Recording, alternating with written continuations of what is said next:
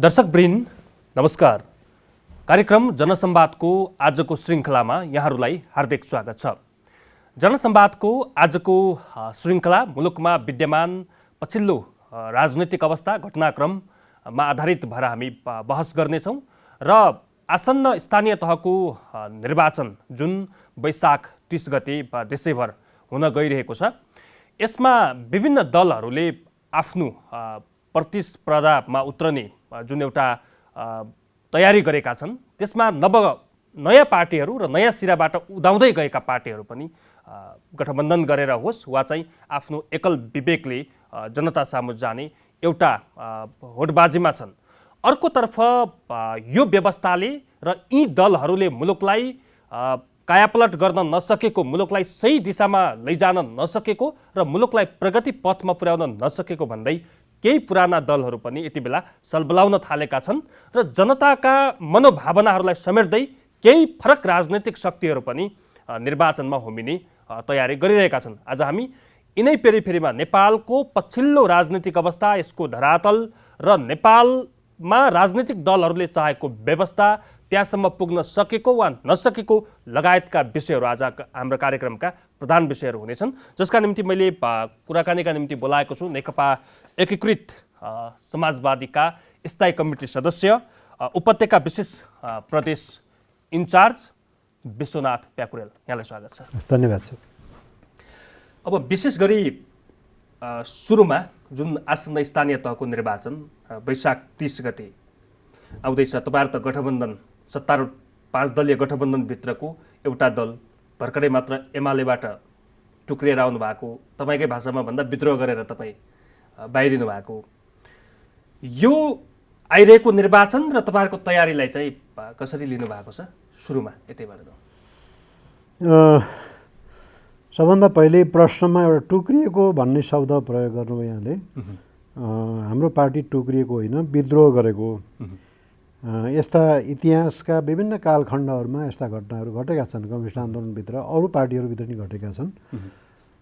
जब party स्वस्थ ढङ्गले चल्न सक्दैन, पार्टीभित्र मूल्य मान्यताहरू रहँदैनन्, पार्टी विधि विधानबाट निर्देशित हुँदैन, महाधिवेशनले फैसला गरेका कुराहरू इन्कार गरिन्छ, स्वाभाविक रूपमा एउटा सामान्य घर परिवारमा पनि संरक्षकले भूमिका राम्रो खेल्न सकेन भने त्यहाँभित्र विग्रह हुन्छ। त्यस मानेमा हामीले विद्रोह गरेका हौँ।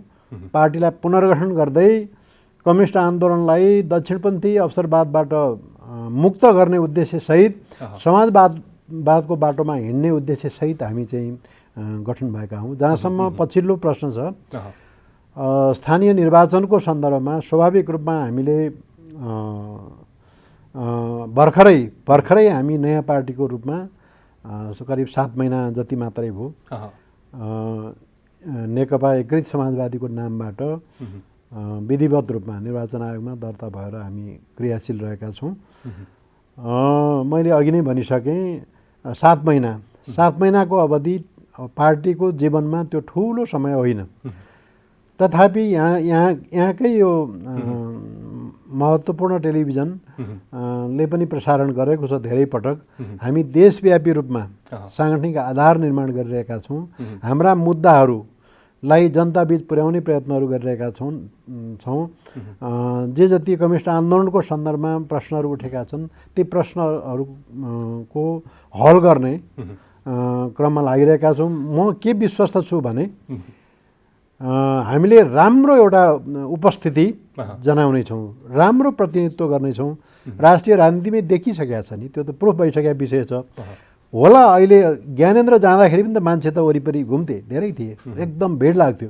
तर ज्ञानेन्द्रको अभिगत त देखियो नि, हामीले सबैले देखेका छौँ। त्यस मानेमा यो निर्वाचनमा हाम्रो राम्रो राष्ट्रिय राजनीतिमा महत्त्वपूर्ण भूमिका खेल्न सक्ने शक्तिको रूपमा हामी जसरी अब एमालेबाट तपाईँहरू चाहिँ विद्रोह गरेर बाहिरिनु भयो, तपाईँले भन्नुभयो क्रान्ति राजनीति चाहिँ गलत दिशामा जान खोजिरहेपछि त्यसमा पक्कै पनि विद्रोह जन्मिन्छ र त्यो विद्रोह गरेर नेकपा एकीकृत समाजवादीको उदय भयो। तपाईँहरूमाथि लाग्ने केही आरोपहरू, केही आक्षेपहरू पनि छन्, जुन तपाईँहरू चाहिँ कङ्ग्रेसको पछाडि लागेर आफ्नो राजनीतिक धरातललाई बिर्सेर तपाईँ फरक बाटोतिर जानुभयो। आफूले आफूलाई सच्चा कम्युनिस्ट बताउनेहरूको बाटो नै बेग्लै बन्यो, नेपालको कम्युनिस्टको इतिहासमा तपाईँहरूलाई चाहिँ प्रतिपक्षी दलहरूले र तपाईँकै पहिलाको माओ पार्टीले लगाउने केही आक्षेपहरू, यसमा चाहिँ कतिको सत्यता छ? तपाईँहरूले क्रान्तिको बाटो बिराएर अब आफ्नो विरासतलाई मात्र जोगाउन खोजिरहनु भएको हो, या चाहिँ साँच्चै क्रान्तिको बिगुल फुकेर चाहिँ पार्टी अगाडि बढिरहेको हो? इतिहासमा धेरै पटक यस्ता घटनाहरू घटेका छन्। अझै भन्दा त हाम्रो माओ पार्टी 6 सालमा नेपाल कम्युनिस्ट पार्टी जन्मिएको, कमरेड पुष्पलालको नेतृत्वमा संस्थापक महासचिव भएर यो पार्टी अगाडि बढेको, उहाँले सुरुदेखि नै भनेका कुराहरू, त्यो मुद्दालाई वास्तवमा हामीले बोकिरहेका छौँ। केपी ओलीहरूले छोड्नुभयो, नेकपा एमाले छोड्यो, हामीले त्यो कुरो चाहिँ बोकिरहेका छौँ। कुन मानेमा भने जब पञ्चायती निरङ्कुशता थियो त्यतिखेर पनि हामीले वाम लोकतान्त्रिक शक्तिको बलमा हामीले नत्र सम्भवतः केपी ओलीहरू यो हैसियतमा हुनुहुन्थेन होला। त्यो लाइनमा थिएनौँ भने खास बेलाहरूमा खास घटनाक्रमहरूमा हामी सँगै छौँ। यो यसमा प्रश्न हुनुपर्छ, दुविधा कहीँ पनि छैन। लोकतान्त्रिक वामपन्थी शक्तिहरूको बिचमा मेल भएर पञ्चायत गयो, गणतन्त्र यिनै शक्तिहरूको संयुक्त प्रयासबाट गणतन्त्र प्राप्त भयो, राजाले घुँडा टेक्नुपर्ने स्थिति बन्यो। अनि कहाँनिर हामीले गल्ती गऱ्यौँ? जहाँसम्म पार्टीहरू फरक दृष्टिकोण बोकेर आएका पार्टीहरू छन्, यी भित्रै भन्नुहुन्छ भने त वाम खेमाकै धेरै छन् नि। कङ्ग्रेस एउटा मात्रै छ, उसले आफूलाई लोकतान्त्रिक भन्छ, त्यसबाहेक अधिकांश वाम खेमाका को पार्टीहरूको प्रतिनिधित्व रहेको छ। भनेपछि तपाईँहरूको साँठगाँठमा चाहिँ कुनै पछुतो छैन, यो चाहिँ प्रतिगमनको लडाइँ भन्नुहुन्छ यहाँहरूले? विचारमा, दृष्टिकोणमा, लोकतन्त्रको रक्षाको लागि जुन लोकतन्त्र ल्याउनलाई भनेर यो मुलुकका धेरै नेपाली आमाका सपुतहरूले रगत बगाउनु भएको छ। यो लोकतन्त्र सङ्कटमा पर्यो। यो लोकतन्त्रको रक्षाको लागि अब संविधान आयो, झन्नै कति वर्ष लाग्यो त्यो संविधान आउनलाई, नल्याउन भनेर अनेकौँ शक्ति केन्द्रहरू लागे। तर संविधान जसरी आयो नि, त्यो संविधानमाथि बलात् हमला गर्ने, पटक हमला गरेको होइन नेकपा एमाले भनेको पार्टीले हो। त्यो भएको कारणले गर्दा यसको रक्षाको लागि हामी एक ठाउँमा उभिएका हौँ, 5 दलहरू एक ठाउँमा उभिएका हौँ। न कि हामी अब सबै कुरो छोड्यौँ, अब पार्टी नै एउटै बनाउँछौँ भन्ने हिसाबले जसरी प्रचार गरिएको छ। म आदरणीय जनसमुदायहरूलाई, तपाईँहरूको प्रिय यो मिडियालाई पनि अनुरोध गर्न चाहन्छु, कुनै पनि हालतमा त्यो खालको स्थिति बन्दैन। हामी त कम्युनिस्ट आन्दोलनलाई सच्याएर अगाडि लिएर जाने त्यो प्रतिबद्धतासहित त्यो सङ्कल्प बोकेर अगाडि बढेका छौँ नि। एमालेबाट चाहिँ विद्रोह भयो, हुँदा तपाईँको 2 वाम घटक एक ढिक्का बनेका थिए, नेकपा। त्यहाँबाट चाहिँ टसल सुरु हुँदै आउँदाखेरि अन्ततोगत्तो चाहिँ पार्टी 75 जेठ 2 गतेमा फर्किसके पश्चात एमाले भित्रै पनि टसल सुरु भयो। त्यसपछि तपाईँहरू विद्रोह गरेर बाहिरिनु भयो। त्यसपछि मुलुकमा के बन्यो? एउटा सरकार बन्यो, नवगठित एकीकृत समाजवादीका केही मन्त्री बने, अरू त्यस्तो नयाँ भिजन, नयाँ परिवेश, नयाँ उमङ्ग के बन्यो भन्नेहरू छन् क्या? तपाईँहरूलाई प्रश्न गर्नेहरू छन्। त्यो स्वाभाविक हो। मैले अघि नै भने, म त्यो कुरो दोहोऱ्याउँछु, हामी 7 महिनाका भएका छौँ। 7 महिनाको एउटा बच्चाले के गर्न सक्छ? केही गर्न सक्दैन। त्यस मानेमा भर्खर 7 महिनाका भएका छौँ। हामीले अब आधारभूत कुराहरू का साथ अगाडि बढिरहेको स्थिति छ। हाम्रो सम्मेलन भएको छैन। विचार दृष्टिकोणलाई अझ चाहिँ माझेर अगाडि लिएर जाने कुराहरू बाँकी छन्। यस्तो बेलामा हामीले पार्टीलाई अगाडि बढाइरहेको स्थिति हुँदाखेरि अब धेरै अपेक्षा होइन। अहिले एक खालको सङ्कटकालीन अवस्थामा छौँ हामी, भ्रूणकै अवस्था भन्दा हुन्छ। अहिले नै सारा दुनियाँ अब कहाँ त्यो त्यस्तो हुनसक्छ। हामीले सङ्कल्प गरेका छौँ। हिजो केपी ओलीले नेकपा एमालेमा ती 3वटा बजेट ल्याउनु भयो। समाजवादको पर्याप्त सम्भावना थियो नि, समाजवादको उच्चारण गर्नु भएन। न त्यहाँ स्वास्थ्यका कुराहरू रहे, न शिक्षाका कुराहरू रहे, न जनजीविका कुराहरू रहे। आधारभूत रूपमा वास्तवमा हो जनताको चाहिँ प्रश्न जायज छ। अहिले पनि 60 लाखभन्दा बढी चाहिँ यो मुलुकको होनार शक्ति विदेशिएको अवस्थामा छ। के तिनलाई रोजगारीको अवसर दिनुपर्ने होइन? उत्पादन बढाउने काममा लाग्नुपर्ने होइन? तपाईहरु नेकपा माओवादी केन्द्रसँग एलायन्समा जाने सम्भावना हो वाम शक्तिहरू एकजुट हुनलाई? हामीले प्रष्ट रूपमा चाहिँ घोषणा गरेका छौँ।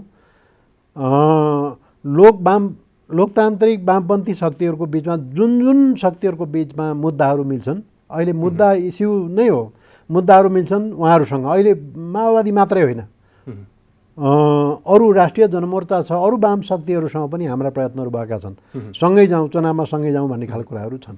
स्थायी रूपमा दिगो रूपमा पनि माओवादीसँग तपाईँहरूको केही समय त्यो रहनुपर्छ। म एउटा स्मरण गराउन चाहन्छु, स्वर्गीय मदन भण्डारीले सायद 46-47 सालमा एउटा उद्घोष गर्नुभएको थियो, हामीले पञ्चायती राजतन्त्र फ्यालेर आयौँ, संवैधानिक बनायौँ राजतन्त्रलाई, तर त्यसका अवशेषहरू रहन सक्छन्। त्यस मानेमा खास खास मुद्दाहरूमा कङ्ग्रेससँग सँगै मिलेर जाउँ भन्न प्रस्ताव गर्दाखेरि त्यतिखेर उडाउने काम भयो।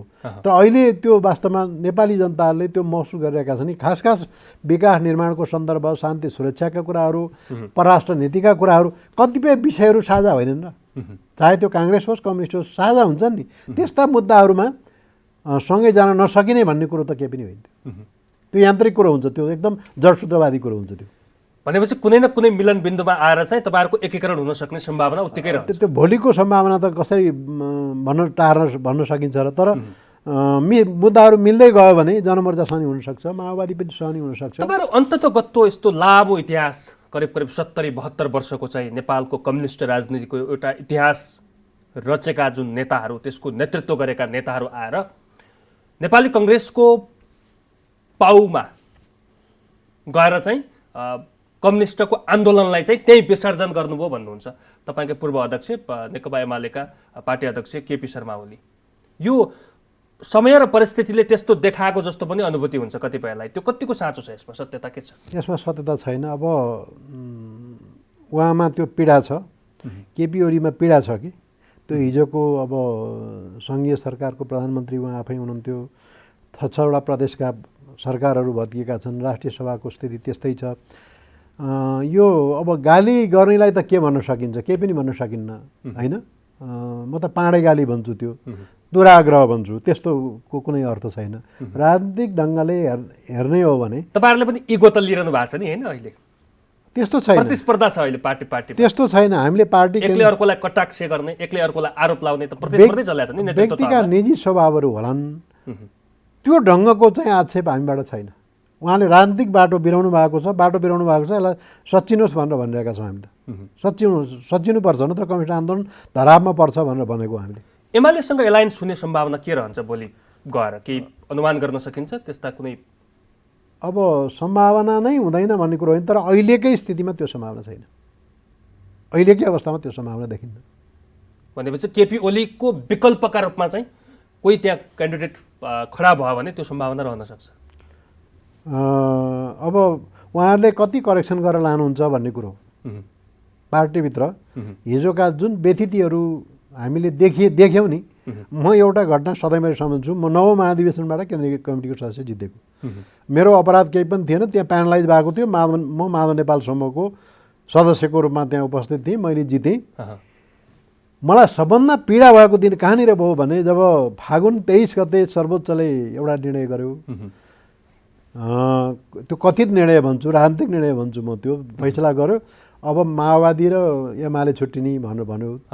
त्यसको 5 दिनको बिचमा अब त वास्तवमा पार्टीको संस्थापनले सल्लाह गर्छ, समीक्षा गर्छ, हिजो जे कमी भयो त्यो त्यसलाई समीक्षा गर्छ भनेर भनेको त 81-28 गते हामी झन्नै 80 जना प्लस केन्द्रीय सदस्यहरू निर्वाचित भएर आएको, प्रतिनिधिहरूले भोट हालेर आएका मान्छे हामी कारबाही 80 जना मान्छेहरूलाई बाहिर ढोका थुनेर बाहिर राखेर अनि माओवादी सहितका केही मान्छेहरूको बैठक गर्नुभयो र तीबाट उहाँले सुरु गर्नुभयो। दुराग्रह उहाँको त्यस्तो हो कि त्यस्ता कुराहरूलाई करेक्सन गर्ने कि नगर्ने होला, मसँग केही कमीहरू होला त्यो त पार्टीभित्र छलफल गर्न सकिन्थ्यो। उहाँहरूको पनि त भनाइ छ माधव कमरेड चाहिँ पेरिस डाँडामा धेरै भुल्नुभयो, त्यहाँ धेरै लामो समय चाहिँ बस्न खोज्नुभयो, रोना धोना चाहिँ सुरु भयो भनेर उहाँहरूको पनि त आक्षेप छ। पार्टीमा फर्किनलाई केही ढिलाइ गर्नुभयो। त्यो आक्षेप मात्रै हो। कुरो के थियो भने धेरै पटक प्रयासहरू भेटघाटहरू त यता पनि भएको थियो नि। त्यो भेटघाट गरेर बैठकमा चाहिँ छलफल विषय बनाएको थियो भने अन्त कहाँ फोरम खोज्छ र मान्छेले खोज्दैन। यो पार्टी निर्माणको लागि त धेरै मै पनि, म त जुनियर मान्छे, मेरो पनि 40 वर्ष भइसक्यो लगानी। यो पार्टी टुक्रिउँ भन्ने कसलाई इच्छा हुन्छ? कसैलाई हुँदैन कि। त जब त्यहाँ ठाउँ हुँदैन, त्यहाँ सम्मान हुँदैन होइन, त्यहाँ चाहिँ अनेक खालका प्रतिशोध सान्ने काम हुन्छ, दुराग्रह राखिन्छ, को दास हुन्छ। अब त यो समीक्षा गर्ने बेला पनि आयो जस्तो लाग्छ मलाई प्याकुरेलजी, किनभने तपाईँहरू अलग्गिएकै 7-8 महिना बितिसकेको यो अवस्थामा अब आज आउँदा चाहिँ हिजोका जुन गल्तीहरू थिए एकैजना व्यक्तिको गल्तीले गर्दाखेरि त यति धेरै ठुलो चाहिँ वज्रपात आउँदैन थियो होला। तर नेपाली कम्युनिस्ट राजनीतिमा चाहिँ दुःख गर्दाखेरि धेरै सङ्घर्ष गर्छन् कम्युनिस्टहरू, तर एउटा बिन्दुमा आइसकेपछि फल लिने बेला, प्रतिफल पाउने बेला चाहिँ जुगाको लडाइँ लड्छन् र एकले अर्कोलाई चाहिँ राजनीतिमा निषेध गर्न खोज्छन् भन्ने एउटा चाहिँ पाठ चाहिँ नेकपाको विघटन त्यसपछि एमाले भित्रको यो किचलोलाई लिन सकिन्छ। अब घटनाक्रमहरू हेर्दाखेरि व्यवस्थापकीय कुराहरूमा चाहिँ वास्तवमा कमी कमजोरी देखिन्छ। एकले पनि कम्प्रोमाइज गर्न सकेन भन्ने चाहिँ त हुन्छ नि। आन्दोलन लडाइँ त्यसको नेतृत्वमा वास्तवमा कम्युनिस्टहरू धेरै अगाडि छन्। यदि कम्युनिस्टहरूको यो खालको चाहिँ क्रियाशीलता थिएन भने गणतन्त्र आउँदैन थियो नि त। गणतन्त्र ल्याउनलाई धेरै ठुलो महत्त्वपूर्ण, अब चाहे त्यो शान्तिपूर्ण प्रक्रियाबाट अगाडि बढिरहेका पार्टी हुन् वा चाहिँ विद्रोह गरिरहेको शक्ति होस्, उनीहरूको सक्रियता थिएन, उनीहरूको पहल कदमी थिएन भने यो खालको स्थिति आउँदैन थियो। अब यसलाई व्यवस्थापन गर्ने कुरोमा वास्तवमा कमीहरू छन्, कमीहरू देखिन्छन्। त्यो जनताको आलोचना स्वाभाविक हो भन्ने लाग्छ मलाई। अब यो स्थानीय तहको निर्वाचनमा यहाँले भनिहाल्नुभयो तपाईँहरूले बलियो उपस्थिति रहन्छ, हाम्रो सम्मानजनक उपस्थिति रहन्छ भनेर जसरी भनिरहँदाखेरि यति बेला त एकीकृत समाजवादी, नेकपा एकीकृत समाजवादी हेर र पर्ख र चाहिँ जति आफ्नो भागमा पर्छन् कुनै पनि दाबी नगरिकन दिएकोलाई चाहिँ सहज रूपमा स्वीकारेर अगाडि बढ्ने समय चाहिँ हो होइन? यो ढङ्गले चाहिँ तपाईँहरू अगाडि बढिरहनु भएको छ। यहाँले यो जानकारी भइसक्यो होला यहाँहरूलाई। हिजो मात्रै पनि अब 5 दलको संयुक्त विज्ञप्ति आएको छ। त्यहाँ कहीँ कतै गठबन्धनका उम्मेदवारलाई चाहिँ जिताउनका निम्ति अपिल गरिएको छ। तर त्यो तालमेल भनेको त्यो ठाउँ र परिस्थिति हेरेर भन्ने छ फेरि त्यहाँ। अब त्यसमा इमान्दार नबन्ने हो भने त कुरो भएन। हामी चाहिँ आशावादी छौँ, किनभने अहिले पनि सङ्कट छ, समस्या छ। जुन जुन मुद्दाहरू हामीले उठाउँदै आयौँ त्यो मुद्दाहरू स्थापित गर्नको लागि अहिले पनि आवश्यकता छ। त्यसको निम्ति हामीले इमान्दार प्रयत्न गरेका छौँ। हामीले पोजिसन तलमाथि होला, तर हामी इमान्दार प्रयत्नमा छौँ। म भूगोलमा छु, मैले पनि त्यो प्रयत्न गरिरहेको छु। अब कुन कुन पार्टीहरूले अब प्लस माइनसका कुराहरू होलान् होइन, उनीहरूको अब प्लस माइनसको कुरो होला, तर हामी अत्यन्तै इमान्दार ढङ्गले हेरिरहेका छौँ। हुन्छ भन्नेमा हामी ढुक्क छौँ, विश्वस्त छौँ कि नेपाली कङ्ग्रेससँग तपाईँहरूको यति धेरै विश्वास भरोसा छ होइन? देशको प्रमुख पार्टी, अहिले सत्ताको प्रमुख पार्टी। विश्वास त गर्नै पर्यो। एकले अर्कालाई विश्वास नभए त वास्तवमा यो गठबन्धन नै हुँदैन, तालमेलै हुँदैन नि, विश्वासकै आधार हो। भनेपछि तपाईँहरूको सम्मानजनक उपस्थिति भन्दाखेरि तपाईँहरूले रोजेको र तोकेका ठाउँहरू चाहिँ तालमेल अनुसार पाउन सक्ने सम्भावना कतिको रहन्छ स्थानीय तहको निर्वाचनमा? म चाहिँ विश्वस्त छु। अब एउटा मापदण्ड तय होला। मलाई लाग्छ केन्द्रीय जुन गठबन्धन छ त्यसले एउटा पोलिसी निर्माण गर्ला। त्यसको आधारमा तल पनि वास्तवमा हाम्रा सम्पर्क सम्बन्धहरू चाहिँ व्यवस्थित छन्। हाम्रा सङ्गठनहरू तल वडा तहसम्म पनि हामीले सर्वदलीय टाइपको चाहिँ छलफल मिटिङहरू गरिरहेका छौँ। माथिबाट आओस् कुरो भन्ने खालको कुरोमा हामी त्यो पर्खाइमा छौँ। यसको मतलब के होइन भने अब काङ्ग्रेसकै मात्रै कुरो भन्ने कुरो होइन। 5 दलले जे सहमति गर्छ त्यो सहमति लिएर जाने हो भन्ने कुरो हो। अब अर्को कुरा, एउटा नयाँ कुरा छ। पछिल्लो समय चाहिँ प्रमुख प्रतिपक्षी दल नेकपा एमालेका अध्यक्ष केपी शर्मा ओलीले जुन राप्रपासँग गठबन्धन गरेर अगाडि बढ्ने भनेर प्रतिज्ञा गर्नुभएको छ, उहाँहरूको कतिपय रूपमा चाहिँ छलफल र बहस पनि भएको छ। यो उहाँहरूको तालमेल कतिपयले चाहिँ कटाक्ष गर्नेहरूले पछिल्लो समय चाहिँ भारतीय प्रमुख सामन्त गोयल आइसकेपछि तत्कालीन प्रधानमन्त्री हुँदा बखतका बेला केपी ओली का चाहिँ बानी व्यवहार र त्यसपछिका पछिल्ला दिनहरू केही परिवर्तन भए, यसले चाहिँ मुलुकको क्रान्ति नै धराशायी हुन थाल्यो भनेर विश्लेषण गर्नेहरू छन्। तपाईँले यो विषयलाई र चाहिँ त्यो बेलाको चाहिँ त्यो अवस्थालाई चाहिँ कसरी लिनुभएको छ, कसरी विश्लेषण गर्नुहुन्छ? त्यसमा सत्यता छ। जसरी उहाँ चाहिँ अगाडि बढ्न खोज्नुभयो र त्यो अहिलेसम्म पनि त्यो डिस्क्लोज भएको छैन।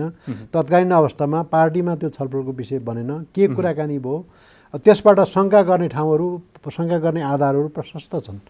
जहाँसम्म अहिले यो छ, यो त अवाञ्छित खालको भन्ने लाग्छ मलाई। यो गठबन्धन जसको विरुद्ध नेपाली जनताहरूले रगत बगाए, पसिना बगाए, अब ती शक्तिहरूलाई एक ठाउँमा ल्याउने प्रयत्न हुन सक्छ। जहाँ राज्य कमजोर हुन्छ, दलहरू कमजोर हुन्छन्, त्यहाँभित्र विभाजन हुन्छ। अब त्यसमा अरू धमिलो पानीमा माछा मार्न चाहने शक्तिहरू त खेल्छन् नै। राज्य कमजोर तपाईँले देखिरहनु भएको छ अहिले राष्ट्रिय प्रजातन्त्र पार्टी रापरपाको एउटा मलाई सम्झना छ, जनलहर। मैले फेसबुकमा पनि राखेँ, कतिपय साथीहरूले टिप्पणी गर्नुभयो, मैले स्ट्याटस राखेको थिएँ। केपी ओलीले एउटा कार्यक्रममा बोल्नुभएको थियो, अब कोही कसैसँग गठबन्धन हुँदैन, एक्लो भिड्ने हो भनेर भन्नुभएको थियो। मैले उहाँको इन्भर्टेड कमाभित्र पोड गरेर राख्दाखेरि कतिपय साथीहरूले त्यो मलाई उडाउने काम पनि गर्नुभएको थियो। अहिले देखिँदैछ त्यसको केही समय, केही महिनापछि नै उहाँले त्यो गर्दै हुनुहुन्छ। त्यो अवाञ्छित खालको हो। त्यसले वास्तवमा संविधानले परिकल्पना गरेको, संविधानले तय गरेको बाटो, दिशानिर्देशलाई आत्मसात गर्न सक्दैन यो गठबन्धनले। भनेपछि यो तपाईँहरूप्रति, तपाईँ त लामो समय यहाँले भन्नुभयो करिब 40 वर्ष चाहिँ एमालेमा बित्यो, ऊर्जाशील समय चाहिँ एमालेमा खर्चियो। तर आउँदाखेरि पार्टी फरक भए पनि, किता फरक भए पनि उद्देश्य समाजवादकै हो, राष्ट्रको उन्नति गर्ने नै उद्देश्य हो होइन, राजनीतिक कर्मीहरूको एउटा त्यो उद्देश्य हो। पछिल्लो समय चाहिँ जुन निर्वाचन प्रणाली छ, निर्वाचन प्रणालीमा धेरै भड्किलो, धेरै खर्चिलो। अस्ति मैले कङ्ग्रेसका केन्द्रीय सदस्य शशाङ्क कोइरालाले भनेको सुनिरहेको थिएँ, करिब 6 करोड जति खर्च गर्नुपर्ने स्थिति भनेर उहाँले जुन बोल्नु भएको थियो।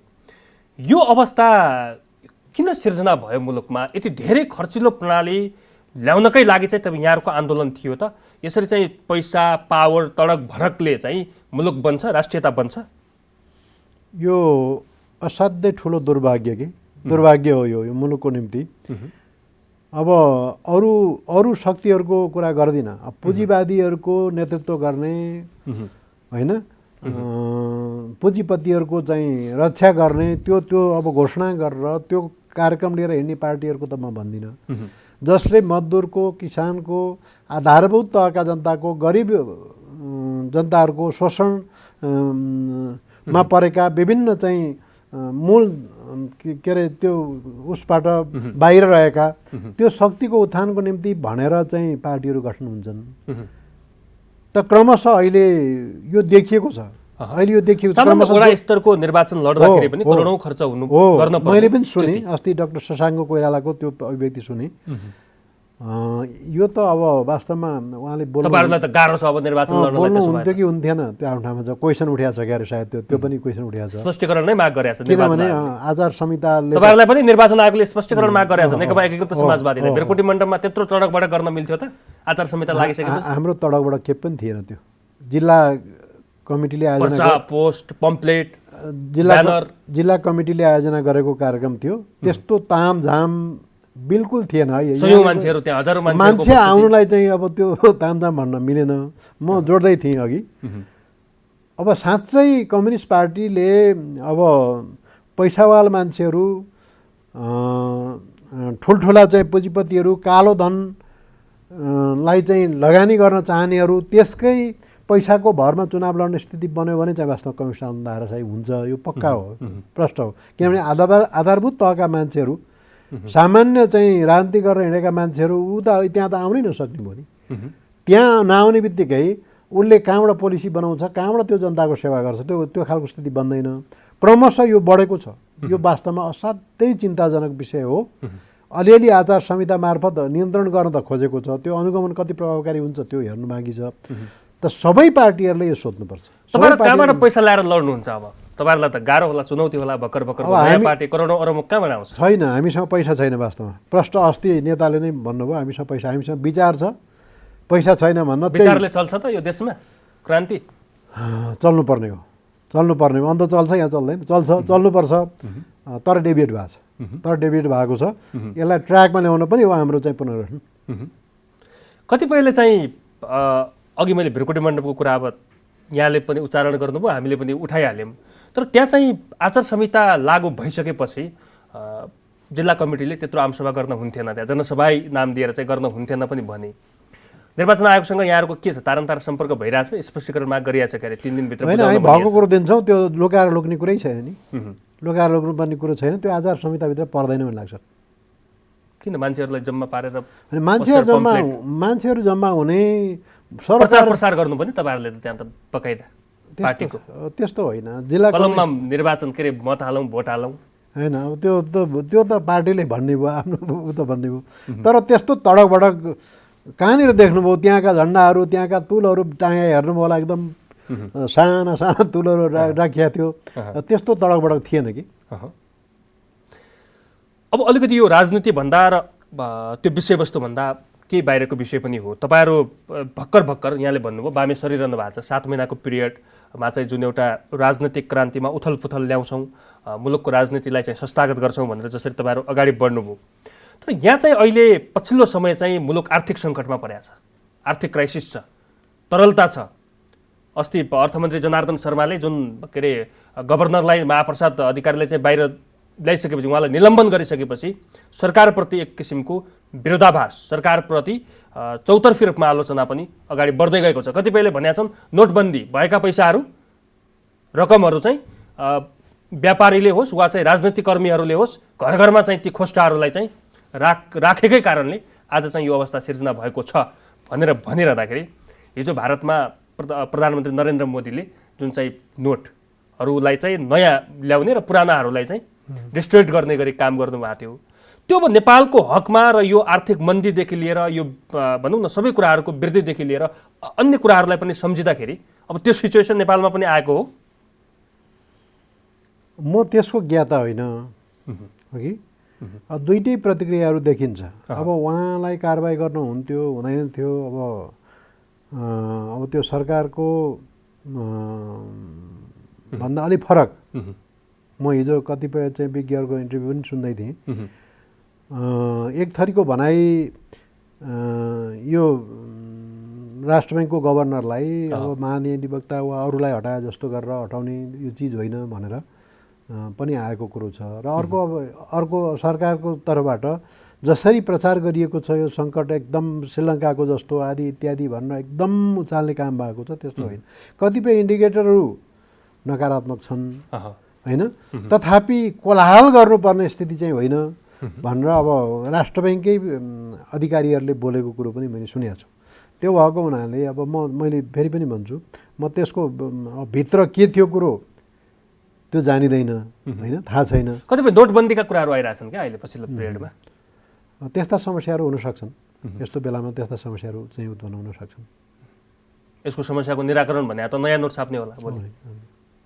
पुराना नोटहरू जति घरमा लुकाएर राखेका छन् अब चाहिँ यसले इन्फ्लेसन अब राज्यले चाहिँ केही न केही नयाँ पोलिसी ल्याउनुपर्छ, नयाँ भिजनका साथ तपाईँहरू लाग्नु भएको छ, केही न केही नयाँ गर्नुपर्छ भन्ने साहस, आँट, इच्छा शक्ति अझै पला छैन।